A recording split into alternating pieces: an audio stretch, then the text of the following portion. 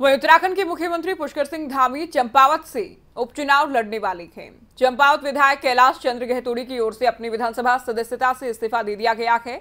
विधानसभा speaker को इस्तीफा सौंपा, जिसे मंजूर भी कर लिया गया है। देखिए,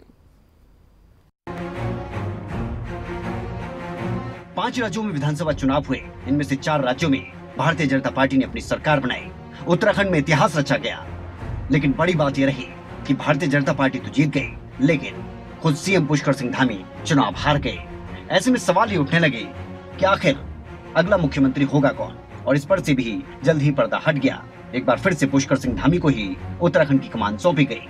अब सवाल ये था कि आखिर वो चुनाव कहां से लड़ेंगे, तो इसकी तस्वीर भी अब साफ हो चुकी है। पुष्कर सिंह धामी चंपावत विधानसभा सीट से उपचुनाव लड़ेंगे। इसकी औपचारिक घोषणा हो चुकी है। चंपावत के विधायक कैलाश चंद्र गहतोड़ी ने विधानसभा की सदस्यता से त्याग पत्र दे दिया है। उन्होंने विधानसभा अध्यक्ष रितु खंडूरी को अपना इस्तीफा सौंपा, जिसे विधानसभा अध्यक्ष ने मंजूर भी कर लिया। कैलाश चंद्र गहतोड़ी ने इसकी जानकारी एक दिन पहले ही उत्तराखंड बीजेपी प्रदेश नेतृत्व को दे दी थी। मेरे संगठन ने मुझे 2 बार टिकट दिया है, इतना सब कुछ दिया है। मेरी आइडेंटिटी इतने आप कैमरे वाले सामने खड़े हैं, ये मेरे संगठन का दिया हुआ तो है।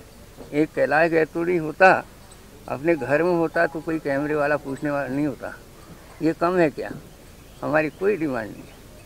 हमसे कई लोगों ने पूछा कि भाई पिछले लोगों ने जो है कई मुख्यमंत्रियों के लिए सीट छोड़ा, वो बिल्कुल गायब हो गए।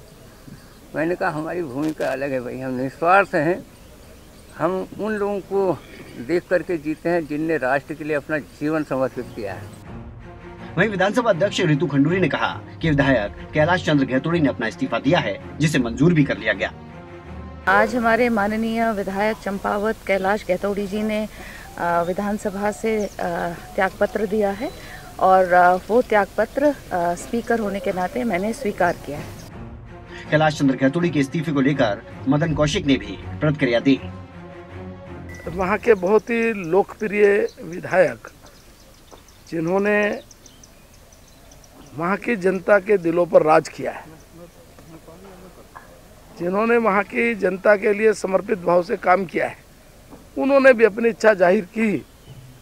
और वो इच्छा उन्होंने एक बार नहीं अनेक बार जाहिर करते हुए कहा कि मैं चाहता हूँ कि चंपावत के हित में, चंपावत के विकास के लिए यदि मुख्यमंत्री यहाँ से चुनाव लड़ते हैं तो मैं अपनी सीट छोड़ने को तैयार हूँ।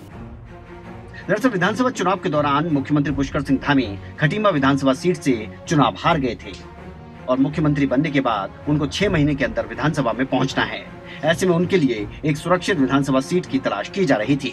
चंपावत विधायक कैलाश चंद्र गहतोड़ी ने सबसे पहले मुख्यमंत्री पुष्कर सिंह धामी के लिए अपनी सीट छोड़ने का ऐलान किया था।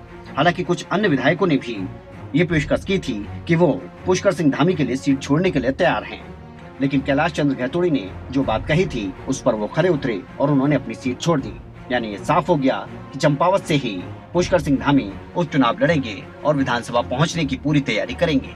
चंपावत विधानसभा खटीमा विधानसभा के बगल की सीट है, और ऐसे में पुष्कर सिंह धामी के लिए ये सीट काफी मुफीद मानी जा रही है। राव शफात अली, देहरादून, खबरें अभी तक।